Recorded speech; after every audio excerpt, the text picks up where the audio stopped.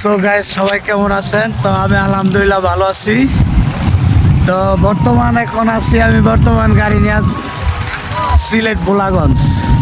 তো ভোলাগঞ্জের সকালের ভিউটা অনেক ভালো লাগতেছে। তো এখন বর্তমান আমি আছি ভোলাগঞ্জ। ওই দেখা যাচ্ছে বর্তমান ইন্ডিয়ার পাহাড়গুলো।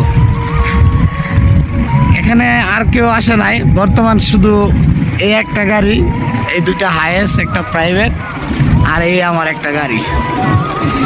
অথবা এখানে এই কয়টা গাড়ি আসছি সকালবেলা, অতি ফার্স্ট আমার গাড়িটাই আসছে। তো সকালবেলা অনেকটা ভালো লাগতেছে।